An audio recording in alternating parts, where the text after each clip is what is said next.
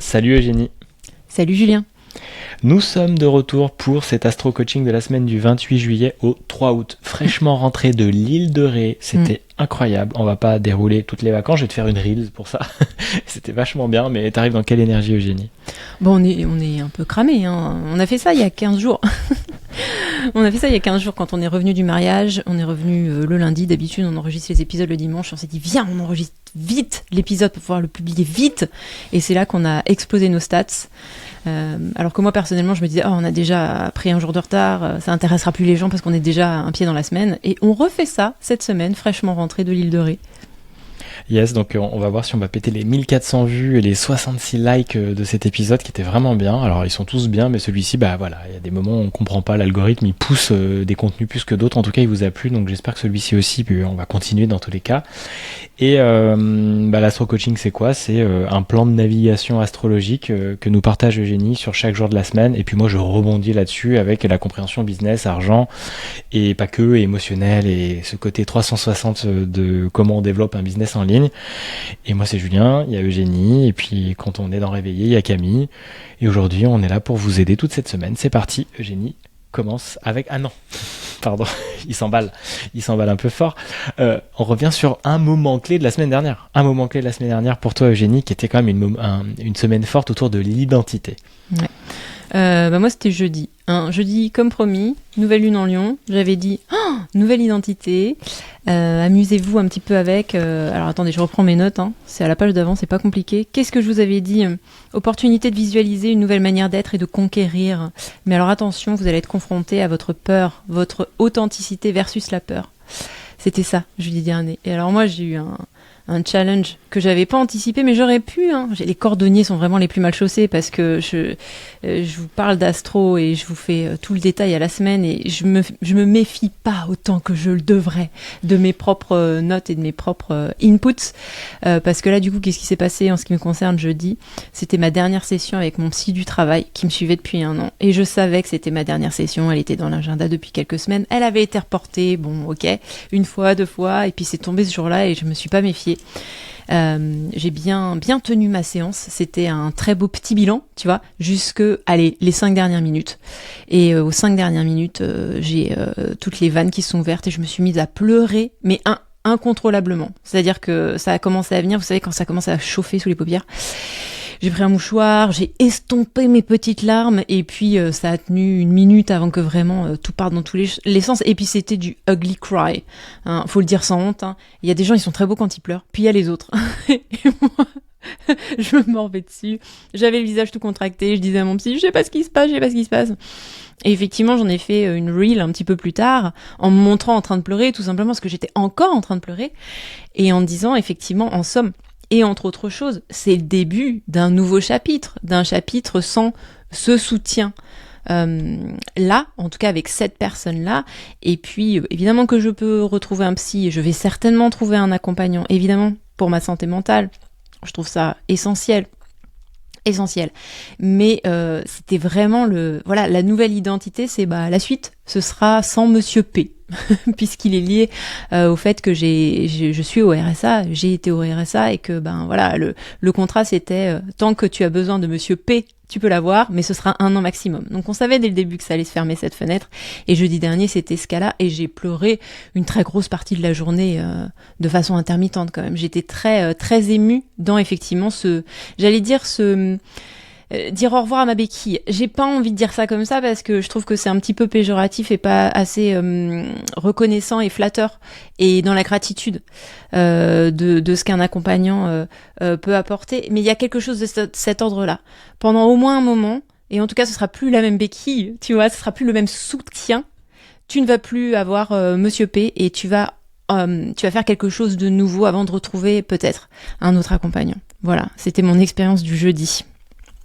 Ouais, puis c'est génial parce que pour moi, c'est vraiment au service les pleurs un de la libération du deuil. Donc il y a quelque chose vraiment qui s'est libéré, qui a circulé. C'est l'enfant aussi beaucoup intérieur qui pleure. Donc il y a l'idée de cette béquille. Bah oui, c'est tout à fait ok d'avoir une béquille. Un temps donné, à un moment on l'enlève et on doit faire du vélo sans les roues, quoi. Et ça fait peur et ça fait flipper. Peut-être qu'on va tomber, mais c'est aussi pour moi la clé de la maturité et aussi dans cette identité qui allait, ça y est, je passe vers quelque chose d'autre.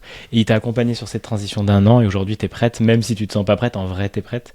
Et je trouve ça super, évidemment en corrélation avec ce jeudi hyper puissant de la nouvelle identité. Et moi, je l'ai vu avec toute une page de vente que j'ai refaite. En fait, c'est une page de vente, c'est surtout une page de structure de comment je t'accompagne en 3 étapes. Je te l'enverrai ou je le mettrai dans le lien si tu veux de la description. Ça m'a fait trop du bien. Je me réveillais en mode, je sais pas, c'est chelou, là, je sais pas trop ce que je vais faire, j'ai pas de clarté. J'ai échangé avec ChatGPT et ça s'est ouvert. Comme toujours, l'action amène la guérison de la libération. J'ai fait une super page sur gamma.app. Et du coup, c'est nickel, c'est clair, j'ai pu l'envoyer. Et là, je me suis mis en mouvement. Ah oui, je remets ma formation podcast en marche et tout. Il y a eu un élan de joie, de vie. Et je suis allé travailler toujours un peu ces mêmes bases qui sont ma structure, mon masculin. L'abondance se manifeste dans la structure. Plus je mets de la structure dans mon business, plus en fait, je me sens sécurisé, je me sens bien étayé. Et du coup, je peux bien mieux parler de ce que je fais. Je suis beaucoup plus léger. Et du coup, j'ai remis de l'humour. J'ai mis beaucoup plus d'humour. Je suis revenu me connecter à ces fameux et Michel et tout ça, que j'utilisais beaucoup il y a 2-3 ans. Et je me marre bien dans le groupe WhatsApp de visible et je taquine et je suis beaucoup plus en joie et j'ai même acheté une belle chemise jaune à fleurs aujourd'hui et je trouve que ça va vraiment dans cette dynamique. Allez, on va un peu plus s'éclater parce que j'étais un peu trop sérieux à des moments quand même et j'aime bien m'amuser et que ça n'en enlève pas mon professionnalisme dans le fait de vous accompagner à prendre la parole en ligne, à développer une audience et à vendre des accompagnements ou vos services. Donc ouais, super semaine, bien remuante, challengeante. Bravo pour le courage de te montrer en pleurs. C'est pas du tout un ugly cry, moi je le trouve magnifique. Mais c'est hyper courageux de le faire et t'as fait plus de 2500 vues, elle a explosé ces drills. Comme toujours, je vous dis, du moment que vous êtes authentique, mais vraiment sincère, hein, pas pleurer pour pleurer. Et waouh, ça passe incroyablement bien. Donc bravo pour ce grand pas et hâte de voir la suite avec les chants, avec tout ça. Et puis maintenant, notre semaine astro, let's go. Alors on a déjà un petit pied dedans, hein. On est lundi, on enregistre lundi. Je ne sais pas si tu auras le temps de poster ce soir, avant minuit. En tout cas, pour la majorité des gens, vous allez entendre cet épisode, écouter cet épisode à partir de mardi. Donc, ce que je vous dis là concerne hier, lundi 28. Alors nous, on était sur la route, hein, donc tu vas voir dans quelle mesure ça s'est peut-être exprimé pour toi, ce que je vais te dire. Lundi 28, lune conjointe au nœud sud en Vierge, plus conjonction à Mars, plus carré de Vénus à Vénus en Gémeaux. Alors, il y a une idée de frustration avec la to-do list.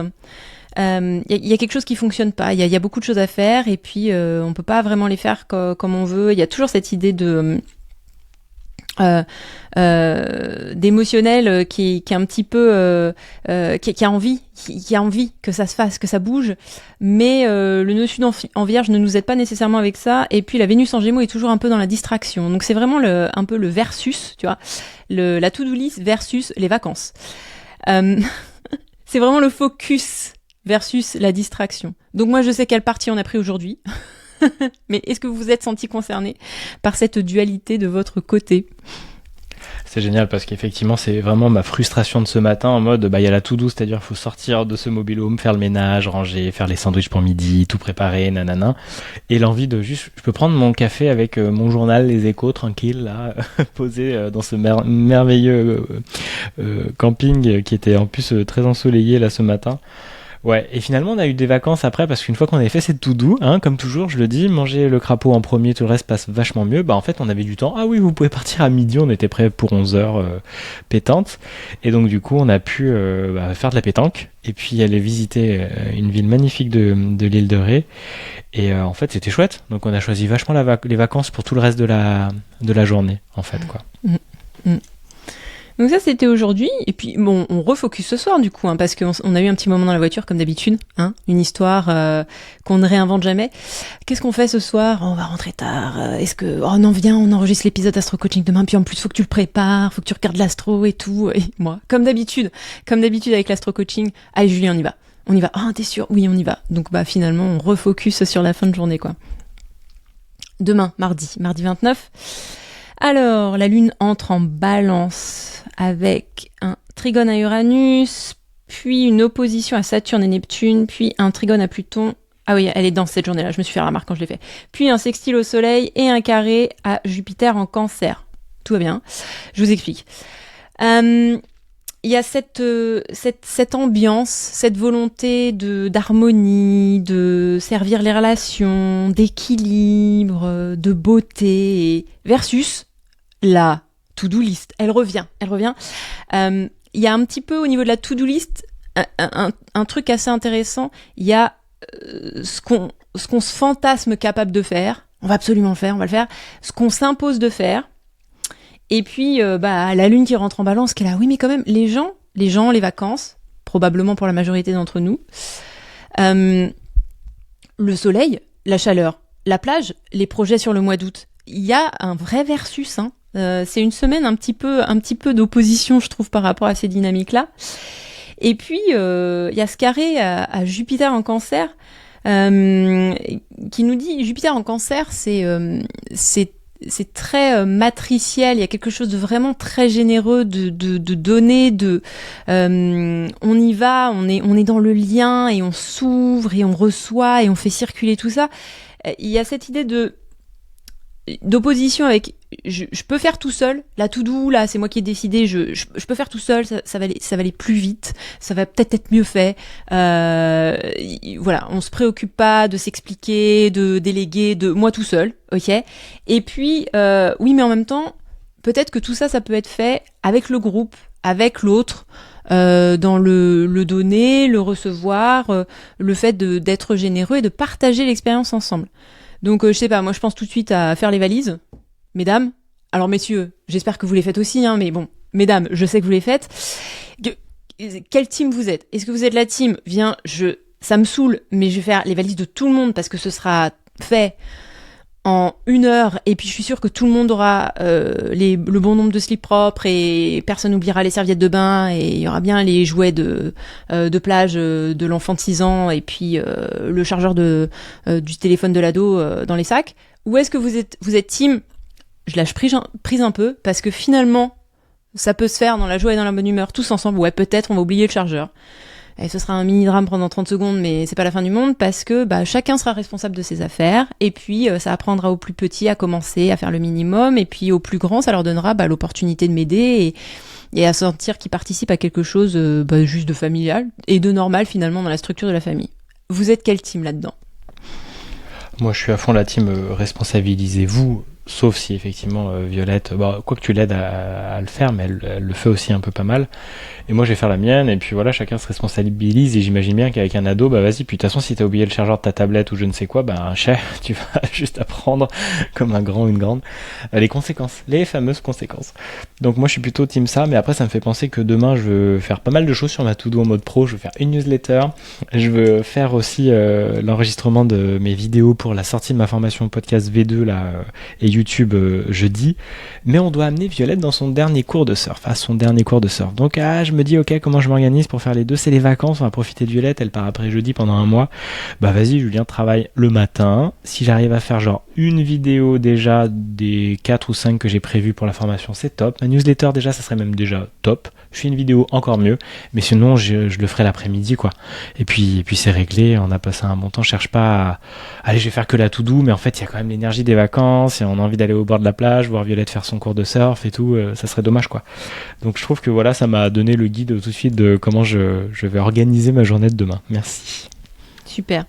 Mercredi 30, Vénus entre en Cancer, et puis il n'y a pas d'aspect lunaire. Donc finalement, il y a une potentialité pour que l'émotionnel soit plutôt bien régulé, plutôt équilibré, mais bon, Vénus entre en Cancer, là donc on est sur la Vénus, le plaisir, la relation, l'harmonie, l'amour, la valeur, au service donc du Cancer, de quelque chose de l'ordre du familial, de la racine, de l'intimité, la profondeur, le Cancer, la profondeur, les eaux profondes.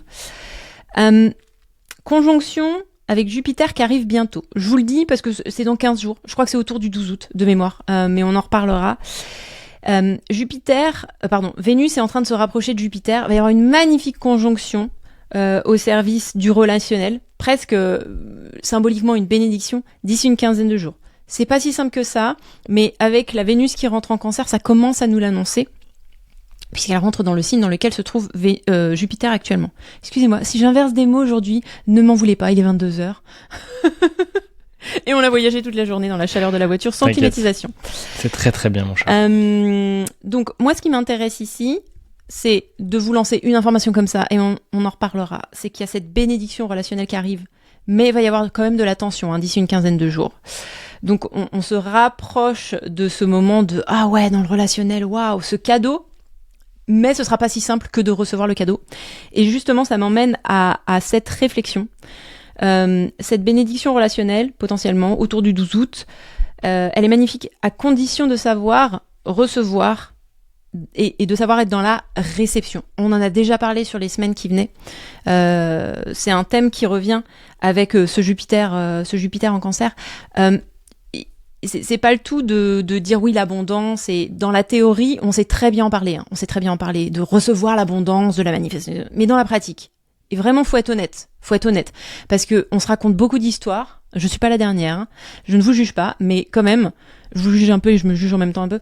On se raconte beaucoup d'histoires, mais c'est vrai que dans le pratico-pratique, c'est pas toujours facile d'incarner ce qu'on prêche, hein.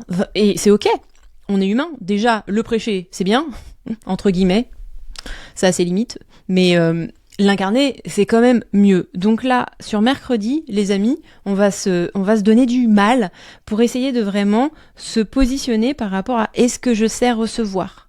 Dans quels espaces j'accepte le don, j'accepte qu'on soit généreux envers moi, j'accepte le plaisir. Et ça vient aussi avec cette volonté consciente de s'estimer le monde comme, j'allais dire un allié, mais en tout cas pas comme cette entité qui te veut du mal. Donc ça demande de sortir de la position de victime. Je crois que ça commence avec ça. Et je sais que quand je vous dis ça, vous vous dites, c'est bon. J'ai beaucoup travaillé là-dessus, ce n'est plus un sujet. Et comme on se le disait avec Julien aujourd'hui, si vous vous dites ça, c'est que c'est encore un sujet. Donc illuminez cette problématique et soyez le plus honnête possible mercredi prochain par rapport à ça. Ouais, moi ça me parle pas mal avec l'idée de, là j'attends la réception donc de la vente de mon studio, donc la signature qui devait se faire la semaine dernière, qui a été décalée parce que l'argent n'est pas arrivé encore des acquéreurs. Et en fait, je suis en mode, je sais qu'il y a inconsciemment du flip de recevoir cette grosse somme d'argent, autour de 80 000 euros, de faire partir une grande partie de cette somme d'argent pour me désendetter, donc aussi de me dire je vais m'alléger le sac à dos, est-ce que j'ai vraiment envie de vivre sans dette, parce que c'était confortable, hein, je le sens même plus, mais il est quand même là. Et même je me surprenais à imaginer genre ah ouais, les 2 lignes de prêt je peux peut-être en rembourser qu'une, et quand même au pire les 2 lignes de prêt c'est quand même de l'argent, c'est 274 euros par mois, c'est pas la fin du monde, mais au moins j'ai une réserve d'argent que je peux utiliser tout de suite. Et je vois à quel point ça vient me challenger, donc dans l'idée de savoir recevoir en réalité. Effectivement tu as tout à fait raison, on a beau prêcher l'abondance, et oui tout ça, ouvre-toi à l'abondance, je vous fais un virement de 200 000 euros sur mon compte demain, je pense que vous êtes tous en PLS et vous allez voir genre tous les freins limitants qui arrivent et tout. C'est pour ça que le money mindset il est hyper important. Et même quand on a cheminé, ce qui est mon cas, je vois qu'encore il y a plein de choses inconsciemment qui se passent. C'est pour ça qu'il faut vraiment arrêter de fantasmer que vous avez réglé des sujets, parce que en vrai, inconsciemment, il y a tellement de dossiers et il y a tellement de couches à ces dossiers qu'il faut vraiment être très humble par rapport à ça et avancer juste en regardant la matière. La matière ne ment pas, comme dit Franck Lobvet. Donc regardez, si cet argent il n'est pas encore arrivé sur mon compte, c'est qu'aussi il y a des freins, donc j'ai fait du PKS, j'ai avancé sur ce sujet, mais il y a encore une difficulté à recevoir, donc on verra ce que le 30 juillet on a posé un restaurant pour célébrer ça avec toi et ta mère, et donc on va voir, normalement le 31 ou plus tard ça devrait être signé. Rebondissement ou pas, on vous en parlera, je vous en parlerai, mais c'est hyper intéressant de voir notre rapport à l'argent, c'est vraiment une grille de lecture incroyable. On peut pas faire sans si on est entrepreneur, pour moi, et même si on n'est pas entrepreneur et qu'on est employé ou autre, c'est tellement fondamental, surtout en France, quoi. Jeudi 31. Alors la lune entre en Scorpion. Elle est au détriment en Scorpion, et puis elle nous fait un trigone à Vénus et un carré à Pluton, et un peu plus tard on aura Mercure en Casimi, donc Mercure rétrograde en Casimi. Ok, je vous décortique tout ça. Il y a ce thème de l'abondance. L'abondance est tout autour, on le sait. On est dans le milieu du mieux-être et du bien-être, on est entrepreneur, donc on est calé sur ces sujets-là. Mais il y a quand même un petit sentiment de je mérite pas ci, je mérite pas ça, oui mais ça peut pas être si simple, oui mais voilà. Il y a une petite ambiance comme ça, jeudi. Hein, sauf que on est au trigone de Vénus. Donc cette lune en Scorpion qui nous dit ouais, mais non, mais ça peut pas, ça peut... Si. La trigone à Vénus, elle te dit bah si tu vas recevoir, tiens. Donc en fait, c'est vachement lié à mercredi, c'est très intéressant. Bossez bien sur le mercredi, faites un petit rituel d'ouverture, d'acceptance de l'abondance, parce que jeudi, je pense, vous allez avoir le petit test. Et qu'est-ce que tu choisis ? Tu choisis de voir ce que tu reçois comme une démonstration d'abondance, ou est-ce que tu es en train de te dire « c'est trop beau pour être vrai, il y a anguille sous roche ». Et donc je suis une victime parce que le monde me veut du mal finalement, ça ne peut pas juste être simple et généreux et voilà. L'opportunité, je le lis avec le Mercure en Casimie. Donc Mercure en Casimie, c'est tout simplement le Mercure qui est conjoint au Soleil. Donc le Soleil illumine tout. Mercure, c'est notre intellect. Il y a une sorte de... Mercure n'est jamais très loin du Soleil de toute façon. Hein. Il est au service du Soleil et il s'éloigne rarement de plus de 15-16 degrés du Soleil. Mais plus il est proche du Soleil, plus il est potentiellement un peu cramé, quand même. Sauf que quand il est en Casimie, en conjonction avec le Soleil, il y a une espèce de... C'est tellement cramé que c'est illuminé, voyez. Donc en fait, les ailes fondent et il y a un instant de réalisation. Alors évidemment, dans le mythe d'Icare, ça se termine pas bien. Oh mon Dieu, mes ailes fondent, je tombe. On m'avait prévenu pourtant. Mais gardez juste le symbolisme de les illusions fondent et il y a une espèce de réalisation, de moment d'épiphanie de la situation telle qu'elle est. Donc, je mérite pas ça, mais si, mais tu vas l'avoir quand même cette abondance. Oui, mais non, mais voilà. Voilà où se joue pour moi l'opportunité avec le Mercure en Casimie. Vous avez ce moment qui vous montre que, je vois, on est sur un Mercure rétrograde, hein, donc problème de communication avec la technologie, hein, mais je reste sur les problèmes de communication, d'interprétation, d'échange. Je ne sais pas sous quelle forme dans votre vie ça se développera ou ça s'illuminera, mais il y a eu une mécompréhension quelque part, et là vous avez un moment jeudi où vous allez comprendre où ça s'est joué. Le nœud de la mécompréhension s'est joué là. Et votre opportunité de sortir de la victimisation, c'est de vous dire « je vois où est le nœud du problème et je vois donc la solution. Ça y est, j'ai compris. J'ai pris la distance, j'ai compris, je sais ce qu'il faut faire. » Vous avez cette opportunité de régler quelque chose jeudi, parce que vous avez cette illumination. Mais alors attention, ça vient se jouer dans ce qui se passe de plus grand avec les planètes extra-personnelles dans la carte du ciel. J'entends par là Saturne et Neptune qui sont en train de rétrograder en Bélier. Avec elles, on a cette problématique qui tourne depuis plusieurs semaines sur cette nouvelle identité que vous êtes en train de réviser. Et ce jeu de tension entre Saturne, la réalité, les limites, le temps, cette nouvelle identité telle que vous ne pouvez l'incarner que dans la 3D et avec les limitations qui composent votre vie aujourd'hui, et Neptune. Neptune, ça, c'est le rêve, c'est le fantasme. C'est tout ce que vous pouvez vous imaginer autour de cette nouvelle identité. Il y a cette tension entre les deux qui sont en conjonction. La limitation 3D, mais aussi tout ce que vous pouvez imaginer, et vous êtes dans le signe de l'incarnation. Ok ? Mettez ça dans le contexte du Mercure rétrograde en Casimie. Cette situation que vous allez voir s'éclairer jeudi avec le nœud du problème il est là, je vois la solution. Vous avez l'opportunité de vous comporter différemment parce que vous avez un Saturne, un Neptune qui rétrograde dans votre incarnation, dans le Bélier, et qui vous dit ouais, cette situation tu la connais, tu vois la solution. Si tu veux expérimenter une nouvelle façon de réagir, plus alignée, j'ai entendu les chats hurler. Ils sont d'accord. Ouais. Oui, ils ont bien hurlé. C'est le moment. Donc, peut-être que la suggestion, c'est de ne pas aller au front, de ne pas faire preuve de trop de fierté, mais d'être au service de quelque chose de plus apaisé, de plus harmonieux et de plus grand. Et d'expérimenter la nouvelle version de qui vous êtes. Quelqu'un de plus aligné. Et la nouvelle version de ce que cette personne voudrait dans la vie. Est-ce que vous voulez pas plus de paix, par exemple ? Et ben vous allez agir en conséquence jeudi. Donc oui, différemment, ça va être peut-être une sortie de zone de confort. Mais je vous le dis, donc ce sera pas une surprise. Moi, je sais très bien ce qui peut m'attendre potentiellement jeudi. là, je me suis pas fait piéger sur cette semaine, j'ai regardé mon agenda. J'emmène ma fille à l'aéroport, je la rends à son père pour un mois de vacances. Et on s'est pas quitté en très bons termes ces derniers temps avec le père de Violette. Donc je sais très bien que soit je lui saute à la gorge, vieille version de moi, et peu importe ce qu'il dit, hein, c'est pas lui que ça concerne, c'est moi. Et je me défends et je truc et je machin. Soit je m'écoute dans cet astro-coaching et je fais les choses autrement parce que je veux de la paix. Et que, si je veux de la paix, déjà, je vais pas lui sauter à la gorge. Mais en plus, j'ai 2-3 trucs à mettre en place vraiment. Si je veux que ce soit cadré, soutenant et apaisé à partir de maintenant. Qu'est-ce que t'en penses, toi, Julien ? Bah écoute, moi ça me fait un peu flipper ce jeudi parce qu'il y a l'idée de ok, je choisis la paix, mais si vraiment dans ma tête ça se déroule comme ça, mais je suis très curieux de voir comment ça va se passer. On a signé, l'argent arrive, en fait c'est comme si jeudi j'avais le choix de jouer la paix, c'est-à-dire me désendetter, rembourser les personnes et tout. Ou alors, pire scénario qui serait pour moi, genre non, ça se vend pas, je sais pas, il y a un truc, même si on est là au notaire, normalement il n'y a plus de problème. Et que ça recule encore.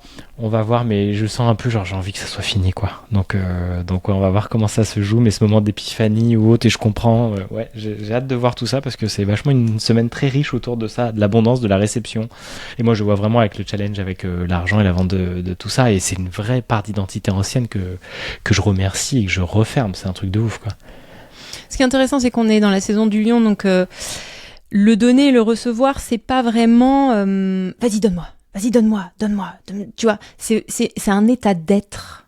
Le lion, le cœur, la conscience, l'être, il y a rien à faire en fait. Donc évidemment qu'avec l'astro-coaching, je vous donne des indices et on peut réfléchir et parler autour de ça, mais il y a une idée de laisser faire, laisser être. Mais même vous, laissez-vous être un peu et voyez ce qui vient. Et peut-être répondez différemment avec effectivement cette nouvelle opportunité d'identité que vous êtes en train de travailler et de réviser avec toutes ces rétrogrades en ce moment. Mais ne vous acharnez pas, même dans votre mental, à étudier, oui mais alors si ça arrive pas à l'argent et comment je vais réagir, et voyez sur le moment. Ok, super. Et en plus, jeudi, c'est la sortie de la formation podcast et YouTube. Donc, peut-être c'est une grosse abondance dans tous les sens et tout. On va voir comment ça va marcher. Allez, vendredi. Vendredi 1er août. Allez, on change de mois. Alors, le mois d'août, les amis, c'est un mois intéressant. On va voir comment je vous le développe sur les prochaines semaines. C'est un mois intéressant parce que c'est un mois qui a une astrologie très polarisée. Il y a de belles bénédictions qui arrivent. Mais en même temps, il y a de très grosses tensions qui arrivent aussi. Et j'ai entendu un astrologue utiliser une analogie et je me suis dit, je vais la réutiliser. Il nous disait, c'est un peu comme quand tu reçois un héritage. Tu reçois un très gros chèque et c'est merveilleux. C'est une très belle somme d'argent. Mais par contre, c'est venu avec le décès d'un de tes proches. Et cet argent, il arrive, tu sais pas d'où il arrive, et il arrive d'un coup d'un seul, et tu sais pas comment tu vas l'utiliser, et tu vois, et il est corrélé à cette disparition. Et tu peux pas t'en réjouir. Pas vraiment. Tu vois. Et il y a cette idée-là dans le mois d'août, et je pense que c'est assez juste, et on va voir comment ça se déploie, hein, comme d'habitude. Il y a des très belles choses, mais il y a des choses très tendues aussi, qui sont au service évidemment, mais c'est difficile d'intégrer et de vivre pleinement ce qui se passe, parce qu'on est vraiment bousculé entre les deux dynamiques en fait sur ce mois d'août. Alors, ça commence tranquille. Tu veux commenter là-dessus ? Ouais, j'allais juste rebondir sur ce vendredi. Moi, ça me fait penser héritage, décès, deuil. C'est effectivement aussi la fermeture, moi, de cette période-là, c'est la fermeture avec mon ancienne compagne. Donc, c'est toute une période qui se termine, c'est toute une... Voilà, il y a un deuil, donc il y a une idée de, cet appartement, oui, je le vends parce qu'il était dans l'endroit où elle avait grandi, j'avais acheté à Rennes pour ça, et aussi parce que c'était une chouette ville, mais il y a l'idée de, ça y est, il y a vraiment cette porte qui se termine, donc il y a une part effectivement de deuil, un peu de tristesse, c'est fini, mais ouais, donc ouais, ça, en tout cas, ça me parle. C'est vraiment dans cette dynamique pour moi, hein. Vous nous direz en commentaire pour vous. Ouais. Alors du coup, en termes de transit et d'aspect, qu'est-ce qu'on a vendredi ? Alors notre lune en Scorpion au carré de Mercure en Lion, avec un trigone à Jupiter en Cancer, et puis on a Vénus au carré de Saturne-Neptune. Va peut-être y avoir des idées un petit peu noires sur ce vendredi avec une tentative de s'exprimer, de partager, de communiquer, mais peut-être que du coup ça va sortir de façon un petit peu plus brutale que envisagé au départ. Enfin moi je le sens bien aussi comme ça. J'utilise ma vie comme repère. Vu que j'aurais déposé Violette la veille et que je vais pas la voir pendant un mois, je pense que le vendredi je vais avoir une journée un petit peu secouante parce qu'il y a la tristesse de la voir partir pendant un mois et puis aussi cette libération entre guillemets sur tout le mois d'août où je peux vivre à mon rythme, produire différemment, travailler différemment, faire la vie différemment. Mais c'est vraiment la gestion des deux opposés. Je trouve ça très étrange à vivre. Donc peut-être effectivement des idées qui broient un petit peu du noir avec des échanges verbaux un petit peu déconnectés vraiment d'une sensibilité fine, on va dire, et diplomatique. Et puis, effectivement, il y a cette envie d'harmonie avec un espèce de... Alors moi, je l'interprète comme ça, un espèce de dépassement de frontières non anticipé. C'est comme s'il se passait quelque chose vendredi qui fait que on a envie que ça se passe bien dans le relationnel et dans la vie de manière générale et dans l'harmonisation de notre vie au quotidien. Mais il y a un événement ou quelque chose qui vient nous faire nous sentir rejetés, pas considérés, envahis un petit peu. Et encore une fois, je le lis au jeudi. J'essaie de trouver de la cohérence sur cette semaine-là. Encore une fois, il y a cette opportunité d'ajuster. Comment vous allez réagir ? Est-ce que, comme la veille, vous allez rester sur cette nouvelle identité et comment agirez cette nouvelle version de vous au service de cette nouvelle vie que vous vous souhaitez et des valeurs que vous souhaitez dans cette nouvelle vie-là. Donc ça file un petit peu le jeudi, vous voyez, ce vendredi. Ça te parle ça ou pas ? Bah non, comme je disais déjà avec l'idée d'héritage ou autre, à voir, on va voir. Là, il faut vivre la journée, quoi. On va voir comment ça s'articule. Samedi 2, lune en scorpion au sextile de Mars, donc en vierge. L'émotionnel est toujours remué, hein. La lune en scorpion, elle est pas à l'aise, elle est pas bien. Mais elle est au sextile de Mars en vierge. Mars, l'action chirurgicale, la liste, Alors, moi, mon interprétation, c'est que, vous savez, ces moments où on n'est pas bien à l'intérieur et on se dit, je vais faire du tri dans mes fringues.